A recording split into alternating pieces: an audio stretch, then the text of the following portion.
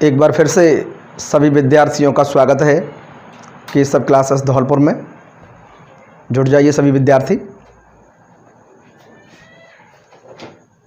इससे पूर्व हमने जाना कि विकार, रूप परिवर्तन और बदलाव के आधार पर शब्द के प्रकार, शब्द के जो प्रकार थे वो दो थे।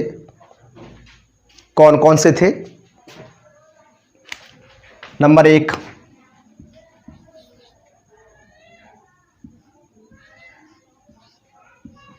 विकारी शब्द और जो दूसरा प्रकार था अविकारी।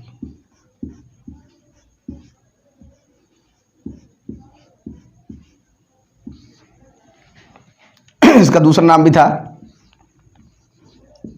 अव्यय शब्द।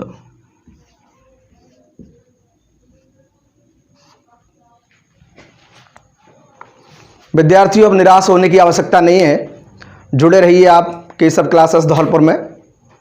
और निश्चित ही मानना, किसी प्रकार की बाधा आप लोगों के समक्ष खड़ी नहीं हो सकती, लेकिन आप में वो जुनून, वो जोश, वो जज्बा होना चाहिए अपनी मंजिल को हासिल करने का, अपनी मंजिल को प्राप्त करने का। निरंतर अग्रसर बढ़ते रहिए, ऐसी कोई बाधा नहीं है। जब इस बात को मैं गद्य में ना कह करके काव्य में कहता हूँ कि है कौन विद्वान ऐसा जग में, टिक सके आदमी के मग में, खम ठोक ठेलता है जब नर पर्वत के जाते पांव उखड़, मानव जब जोर लगाता है पत्थर पानी बन जाता है। ऐसी कोई बाधा नहीं है जो आप लोगों के समक्ष खड़ी हो सके। निश्चित मानना, बिल्कुल अपने कर्म पथ पर अग्रसर बने रहिए। विद्यार्थियों का कर्म है विद्या अध्ययन करना, पढ़ना। आ जाइए मित्रों, जुड़ जाइए। हाँ, जैसा कि विकारी शब्द, और इन विकारी शब्दों में जो पहला प्रकार है वो था संज्ञा। इतनी बार मैं ये नाम उल्लेखित करूंगा बोर्ड पर कि आप लोगों को रट जाएंगे। नंबर 2 सर्वनाम। नंबर 3 विशेषण। और नंबर 4 क्रिया। ये जो 4 शब्द आप लोगों के समक्ष लिखे हैं मैंने, 4 नाम, संज्ञा, सर्वनाम, विशेषण, क्रिया, ये विकारी शब्द हैं। विकारी शब्दों के प्रकार हैं, भाग हैं। इनमें आज हम पहला जो भाग है, पहला जो प्रकार है संज्ञा, इसका अध्ययन करेंगे आज।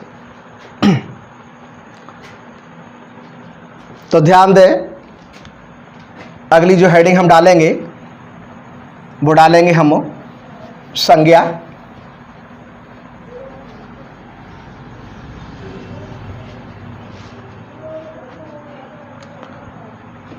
विद्यार्थियों, बिंदु का नाम है संज्ञा।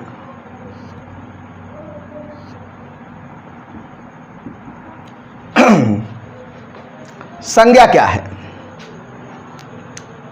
विद्यार्थी सबसे पहले व्याकरण में कोई बिंदु पढ़ता है तो वो संज्ञा पढ़ता है। संज्ञा है क्या? कहने के लिए बहुत सरल बिंदु, लेकिन मैं कहूँगा कि ये उतना ही कठिन है। जब तक ये संज्ञा हमारी समझ में नहीं आए तब तक बहुत कठिन बिंदु है। आइए विद्यार्थी, हम इस बिंदु को बेहद सरल बनाएंगे। किस तरीके से सरल बनाएंगे कि संज्ञा है क्या चीज़? संज्ञा दुनिया के जितने भी नाम हैं, मैं कह सकता हूं कि जो कुछ हमें दिखाई दे रहा है सब संज्ञा है। अर्थात मैं कह सकता हूं कि दुनिया में जितने भी नाम हैं वो सब संज्ञा है। तो मैं एक नाम और लिख सकता हूं, वो क्या है? दुनिया के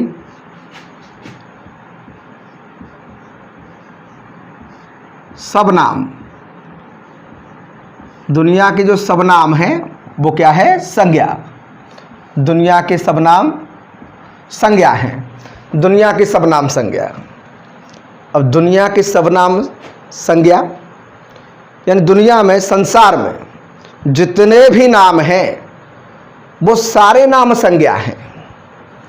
अब उन सारे नामों को तो हम बोलेंगे तो बोल भी नहीं पाएंगे, ढूंढेंगे तो ढूंढ भी नहीं पाएंगे, क्योंकि हर नाम हमें ना तो किसी प्राणी का पता, ना किसी वस्तु का पता, ना किसी स्थान का पता, और ना ही हमें भाव के सारे नाम पते।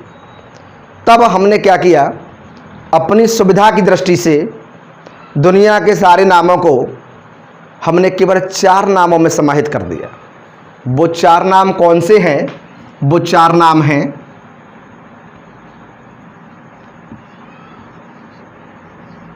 व्यक्ति, वस्तु,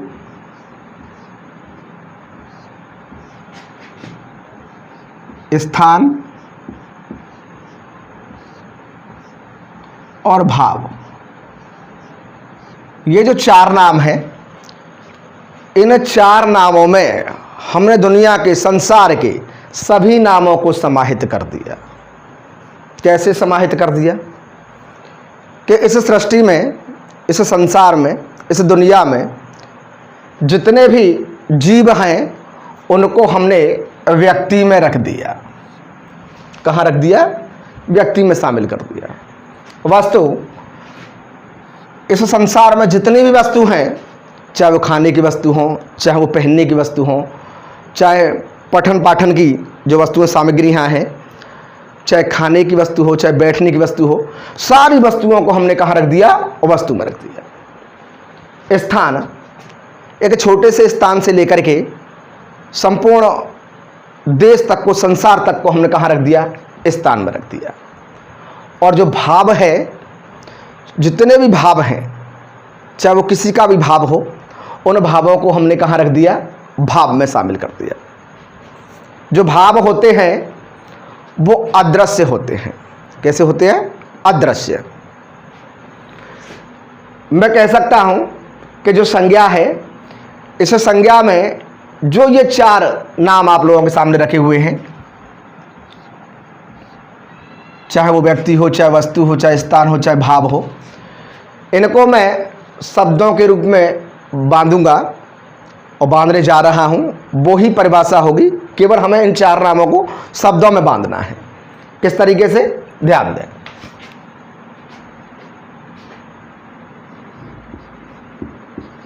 संज्ञा,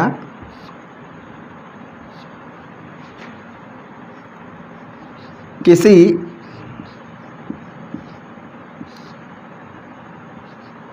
व्यक्ति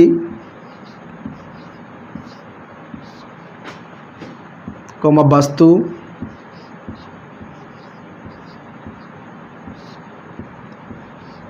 स्थान और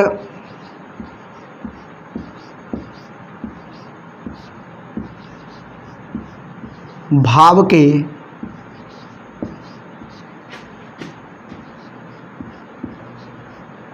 नाम को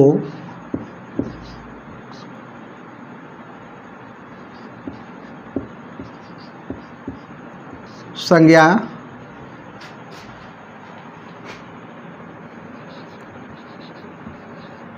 कहते हैं। चाहे वो किसी व्यक्ति का नाम हो, वस्तु का नाम हो, स्थान का नाम हो या भाव का नाम हो, उसे ही क्या कहा गया है? संज्ञा। व्यक्ति, वस्तु, स्थान और भाव। अब आप लोगों ने संज्ञा के कितने भेद पढ़े हैं, मैं आप लोगों से पूछ रहा हूं। 3, 5। मैं संज्ञा के आप लोगों को 2 भेद भी बताऊंगा, 3 भी बताऊंगा और 5 भी बताऊंगा। अब आप कह रहे हो सब ये तो नई बात आ गई, 2 तो हमने पढ़े ही नहीं, 2 कौन से होते हैं? आज आप जानोगे कि 2 कौन से होते हैं। देखिए,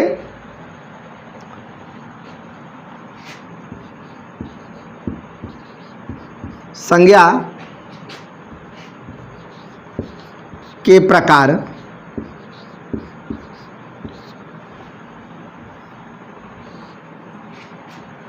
दो भागों में बांट लिया मैंने।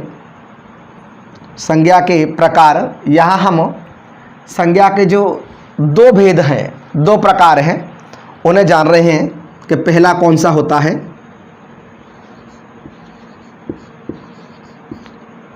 यथार्थवाचक।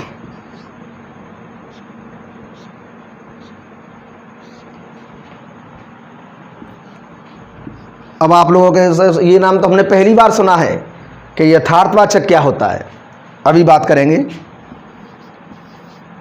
दूसरा भाववाचक। जो यथार्थवाचक है, यथार्थ का मतलब क्या है, वास्तविक, जैसा है, यथार्थ रूप। मेरे हाथ में ये मार्कर है, ये इसका अपना कोई आकार है, ये यथार्थ है, वास्तव में जैसा है वैसा आप लोगों को दिखाई दे रहा है, ये अपने यथार्थ रूप में है। तो जो पहला प्रकार है, मैं कह सकता हूं कि संज्ञा, मूल रूप में संज्ञा के दो भेद होते हैं, मूल रूप में यथार्थवाचक और भाववाचक। यथार्थ वे संज्ञाएं होती हैं, पहचान ध्यान दें, जो यथार्थवाचक संज्ञाएं होती हैं वो दृश्य होती हैं, मतलब दिखाई देती हैं। दृश्य से अभिप्राय है दिखाई देती हैं। जबकि जो भाववाचक संज्ञाएं होती हैं वो अदृश्य होती हैं,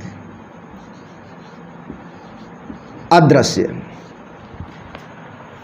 यथार्थवाचक संज्ञाएं ये मूर्त रूप में होती हैं, इनका कोई ना कोई रूप होता है, आकार होता है। जबकि भाववाचक संज्ञाएं अमूर्त होती हैं।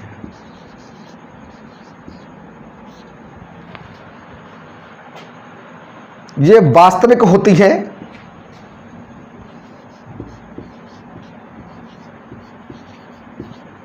अपने वास्तविक रूप में होती हैं यथार्थवाचक, जबकि भाववाचक संज्ञाएं अवास्तविक होती हैं।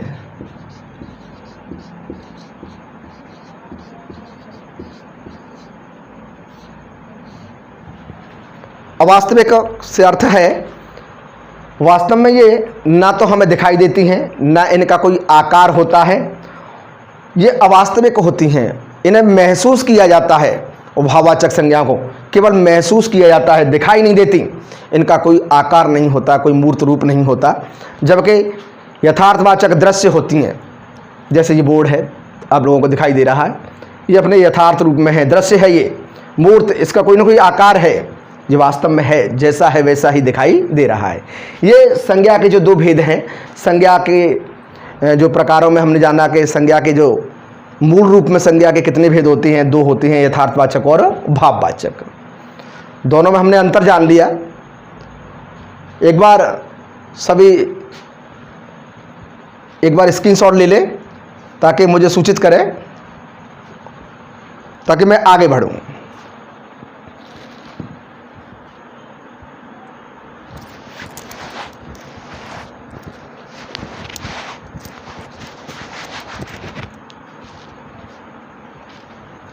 हाँ, अब आगे बढ़ते हम। जो यथार्थवाचक है, इस यथार्थवाचक के भी भेद होते हैं। कौन कौन से भेद होते हैं?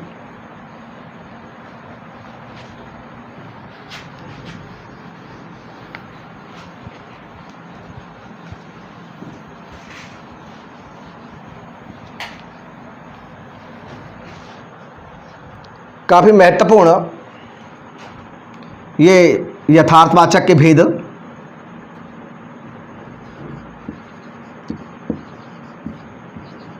यथार्थवाचक,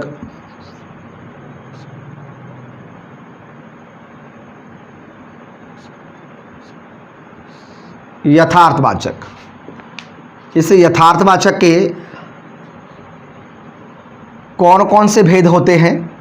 इधर ये पहला प्रकार यथार्थवाचक था, इधर दूसरा भाववाचक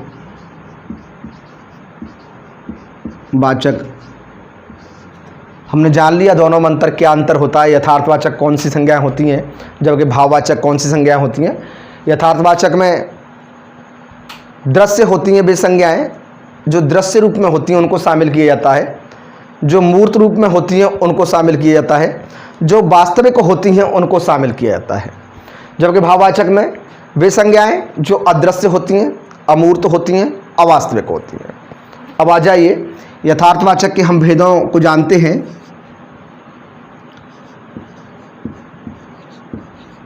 व्यक्तिवाचक, यथार्थवाचक का जो पहला प्रकार है वो व्यक्तिवाचक। व्यक्ति हमें दिखाई देता है, दृश्य है, मूर्त है, उसका कोई ना कोई आकार होता है और वास्तव में वो जैसा होता है वैसा ही दिखाई देता है। दूसरा जातिवाचक,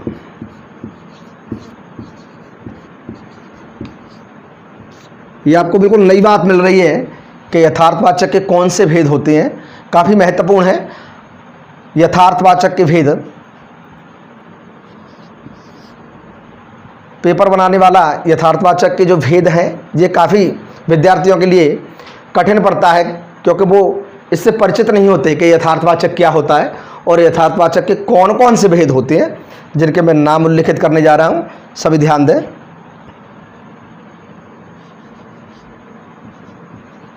द्रव्यवाचक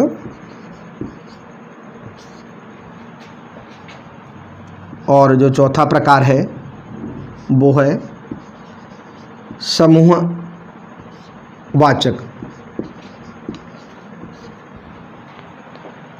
व्यक्तिवाचक, जातिवाचक, द्रव्यवाचक, समूहवाचक, ये यथार्थवाचक के भेद हैं। देखिए जो द्रव्यवाचक है इसमें पदार्थों के नाम आते हैं। पदार्थ जानते हो आप, पदार्थ की अवस्थाएं, उन पदार्थों के ठोस, द्रव, गैस, उन पदार्थों के नामों को यहाँ द्रव्यवाचक में समाहित किया जाता है। जबकि जो समूहवाचक है, इस समूहवाचक में दल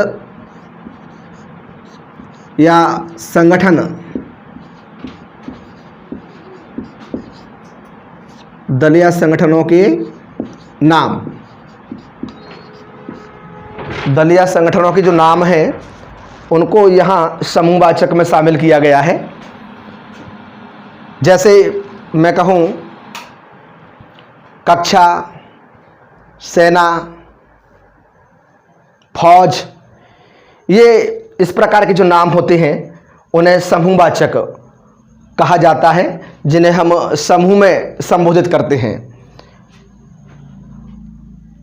इस प्रकार ये जो यथार्थवाचक के चार भेद हो गए, व्यक्तिवाचक, जातिवाचक, द्रव्यवाचक और समूहवाचक। वर्तमान में ये जो द्रव्यवाचक और जो समूहवाचक है इन्हें जातिवाचक में शामिल किया गया है। ये जो भेद हैं द्रव्यवाचक और समूहवाचक, इनको जातिवाचक में शामिल कर दिया गया है। ये जातिवाचक के ही भेद हैं। अभी हमने कहा कि दो भेद हमने जाने थे संज्ञा के मूल रूप में, यथार्थवाचक और भाववाचक। ठीक ऐसे ही जो दो भेद हमने जान लिए, अब पांच जो भेद हैं व्यक्तिवाचक, जातिवाचक, द्रव्यवाचक और समूहवाचक, जो पांचवा प्रकार है वो यहाँ से उठा करके और उसको यहाँ आप लोगों के समक्ष यहाँ 5वें नंबर पर उसको लिख दिया जाएगा। वो कौन सा है? भाववाचक। भाववाचक, ये आप लोगों की संज्ञा के 5 प्रकार हो गए।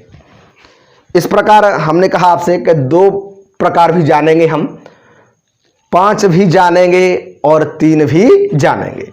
जैसा कि आप लोग देख रहे हो कि जो समूहवाचक है और जो द्रव्यवाचक है, इसको वर्तमान में यहाँ जातिवाचक में शामिल कर दिया गया है। अगर कोई आपसे पूछता है कि जातिवाचक के कितने भेद होते हैं, तो जातिवाचक संज्ञा के 2 भेद होते हैं, एक द्रव्यवाचक और दूसरा समूहवाचक। अब ध्यान दें, वर्तमान में जो हमें संज्ञा के भेद पढ़ने हैं वो केवल हमें 3 पढ़ने हैं और 3 ही रह गए हैं, क्योंकि द्रव्य और समूह को हमने जाति में शामिल कर दिया। तो ध्यान दें एक बार कि जब मैं द्रव्य और समूह को यहाँ से हटा देता हूँ तो केवल हमारे पास ये 3 नाम बचते हैं। और वो 3 नाम कौन से हैं? वो 3 नाम है, इस 5वें क्रम से उठा करके मैं इसे यहाँ तीसरा नंबर दे देता हूँ, और ये तीसरे नंबर पर आ गई आपकी भाववाचक, भाववाचक संज्ञा। ये 3 संज्ञा ही हमें पढ़नी है, व्यक्ति, जाति और भाव। बात समझ में आई होगी। चलिए आगे बढ़ते हैं। और अब जो हमने संज्ञा के जो 3 प्रकार हैं वो हमने जान लिए हैं, व्यक्तिवाचक, जातिवाचक और भाववाचक। इस प्रकार हमने 3 जो प्रकार हैं संज्ञा के वो हमने जान लिए हैं। अब विद्यार्थियों की तरफ से ये प्रश्न होना चाहिए था कि सर ये तो बताइए कि परीक्षा में हम कितने लिखें। तब परीक्षा में अगर प्रश्न पूछा जाता है कि संज्ञा के मुख्य कितने भेद होते हैं, तब ध्यान देना आप लोगों को 3 ही करके आने हैं। कितने करके आने हैं? 3। अगर पूछा जाता है कि संज्ञा, यथार्थवाचक संज्ञा के कितने भेद होते हैं, यथार्थवाचक, जैसा मैं बता चुका हूं आप लोगों को पहले ही कि जो यथार्थवाचक संज्ञा होती है वो पहली बात दृश्य होती है, मूर्त होती है और वास्तव में होती है।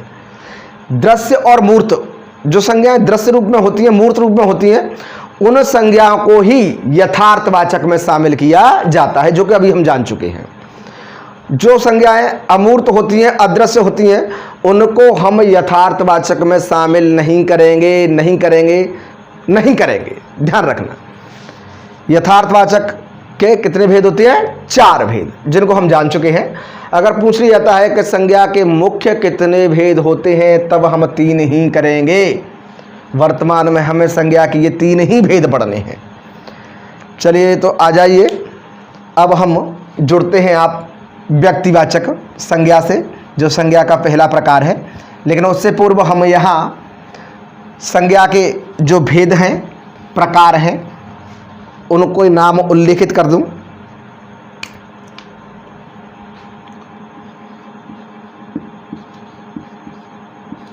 संज्ञा के भेद, जो संज्ञा के जो भेद होते हैं 3 होते हैं, 3 होते हैं। और वो 3 कौन से होते हैं? नंबर 1 व्यक्तिवाचक संज्ञा,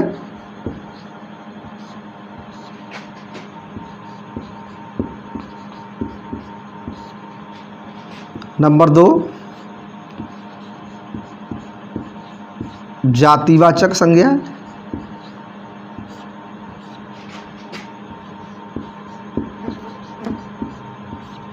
नंबर 3 भाववाचक, भाववाचक संज्ञा। ये हैं संज्ञा के मुख्य रूप से 3 भेद, व्यक्तिवाचक, जातिवाचक, भाववाचक। जो शब्द आप देख रहे हो यहाँ तीनों में ही कॉमन है, वाचक संज्ञा, वाचक संज्ञा, वाचक संज्ञा। वाचक का अर्थ होता है बताने वाला, बताने वाला। क्या बताने वाला? क्या बताएगा? व्यक्तिवाचक, यानी व्यक्ति के बारे में बताएगी। जो व्यक्तिवाचक संज्ञा है वो हमें व्यक्ति के बारे में बताएगी। जातिवाचक ये हमें जाति के बारे में बताएगी, जाति का बोध कराएगी। और भाववाचक ये हमें भाव के बारे में बताएगी। किसका? व्यक्ति, वस्तु, स्थान और भाव। वाचक का अर्थ बताने वाला। चलिए तो आ जाइए, जुड़ जाइए। संज्ञा का जो पहला प्रकार है व्यक्तिवाचक संज्ञा।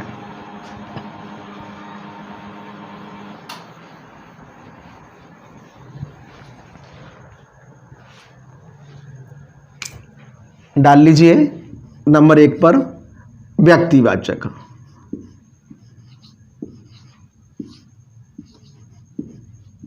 व्यक्तिवाचक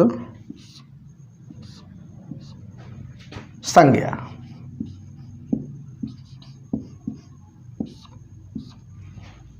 व्यक्तिवाचक संज्ञा क्या होती है? ये जो नाम दिखाई दे रहे हैं आपको तीन, व्यक्ति, वस्तु, स्थान। ये जो व्यक्ति, वस्तु, स्थान, व्यक्ति, वस्तु और स्थान, ये जो तीन नाम हैं, ये तीनों ही नाम दृश्य हैं। और जो भाव है ये अकेला अदृश्य है। अर्थात मैं कह सकता हूं कि व्यक्ति हमें दिखाई देता है, वस्तु हमें दिखाई देती है और स्थान भी हमें दिखाई देता है। ये तीनों ही अपने दृश्य रूप में होते हैं, जबकि अकेला भाव क्या होता है? अदृश्य होता है। अर्थात इनका कोई ना कोई मूर्त रूप भी होता है, जबकि जो भाव है वो अमूर्त होता है। इस बात को हम जान चुके हैं। ये जो शब्द हैं व्यक्ति, वस्तु और स्थान, इन तीनों का जो नाम है वो ही इस व्यक्तिवाचक संज्ञा में शामिल किया जाएगा। लेकिन कैसा नाम? वो नाम होगा निश्चित नाम। देखिए, किसी व्यक्ति, कौमा वस्तु, कौमा स्थान के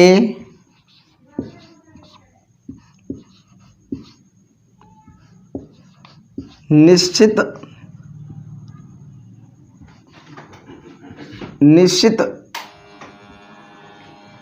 किसी व्यक्ति, वस्तु, स्थान के निश्चित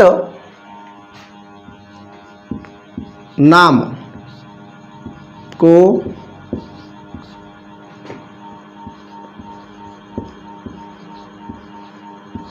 व्यक्तिवाचक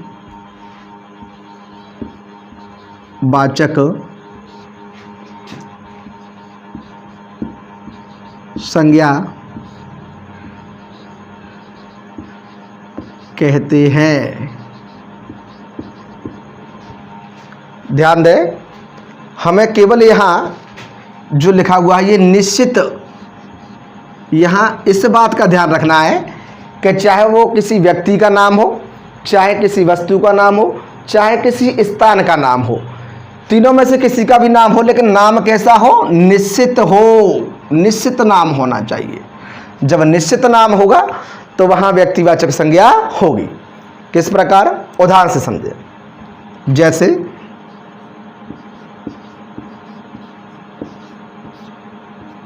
मैंने कहा किसी व्यक्ति का निश्चित नाम राम। अब यहाँ ऐसा नहीं है कि केवल पुरुष का ही नाम होगा निश्चित, नहीं, स्त्री का, महिला का नाम भी आएगा। सीता, ये व्यक्ति के निश्चित नाम हो गए। राम, सीता निश्चित है। यहाँ ये नहीं है कि कोई लड़का लिखा है कि लड़की लिखा है, ये निश्चित नाम है इनका, और जो निश्चित नाम होगा व्यक्ति का वो व्यक्तिवाचक में शामिल किया जाएगा। और वस्तु जैसे पंखा, लेकिन केवल पंखा नहीं, केवल पंखा तो जातिवाचक में जाएगा। किसी कंपनी का नाम जोड़ दें, जैसे उषा पंखा,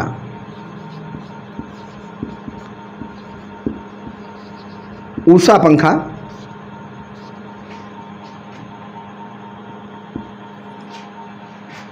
रीटा मशीन, ये कंपनी का नाम है।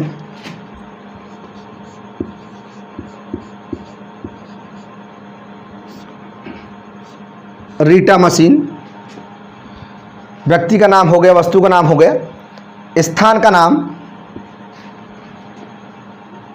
जैसे मैं कहूँ धौलपुर,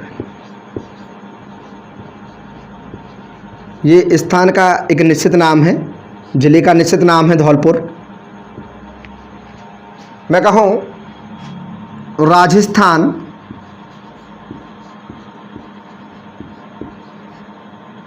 ये भी स्थान का निश्चित नाम है, राजस्थान राज्य का नाम है। तो मैंने जैसे कहा था कि चाहे किसी व्यक्ति का नाम हो, चाहे किसी वस्तु का नाम हो, या किसी स्थान का नाम हो, लेकिन कैसा हो, निश्चित। ये शब्द हमें ध्यान रखना है, निश्चित नाम ही व्यक्तिवाचक कहलाता है। जैसे राम, सीता, उषा पंखा, रीटा मशीन, धौलपुर और राजस्थान, ये तीनों के ही निश्चित नाम हैं, और जो भी निश्चित नाम होगा उसे व्यक्तिवाचक में शामिल किया जाएगा। विद्यार्थी बात समझ में आई? एक और बात ध्यान दे, इधर यहाँ उस बात को हम नोट डाल करके लिखेंगे।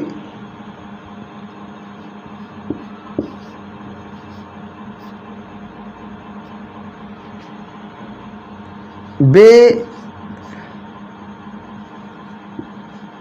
वस्तु या स्थान, बे वस्तु या स्थान जो इस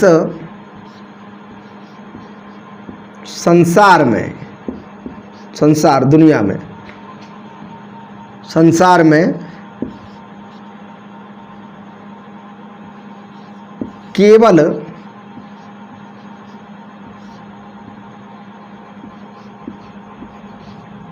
एक ही है, केवल एक ही है।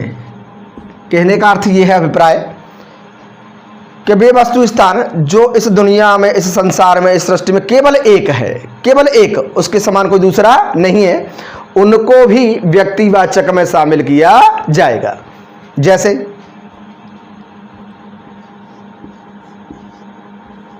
सूर्य एक ही है, चंद्रमा,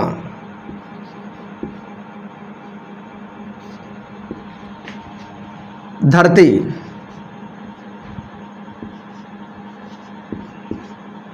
एक ही है, आकाश,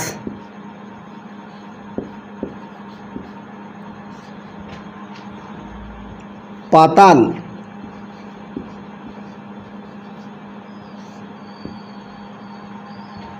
तारे तो बहुत सारे हैं, लेकिन ध्रुव तारा केवल एक ही है।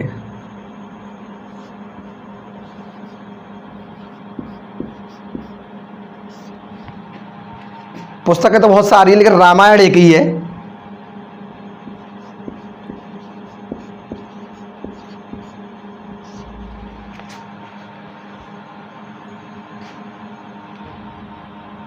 पर्वत बहुत सारे हैं, लेकिन हिमालय एक ही है।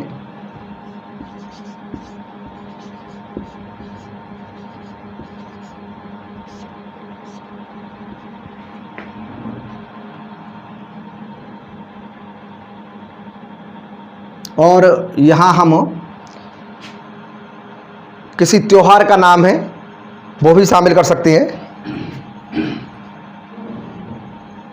किसी देश का नाम है, जैसे भारत, एक ही है भारत पूरी दुनिया में, दूसरा नहीं है।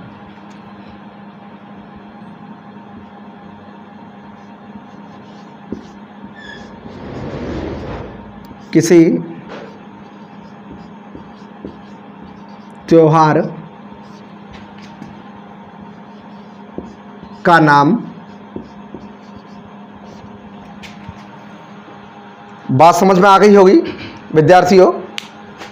इस धरती पर, इस संसार में, इस सृष्टि में वे वस्तु या स्थान जो केवल एक ही हैं, चाहे वो सूर्य हो, चाहे चंद्रमा हो, चाहे धरती हो, चाहे आकाश हो, चाहे पाताल हो, चाहे ध्रुव तारा हो, हिमालय हो, है, चाहे किसी देश का नाम हो, चाहे किसी त्योहार का नाम हो, जो एक हैं उन्हें भी व्यक्तिवाचक में ही शामिल किया जाता है।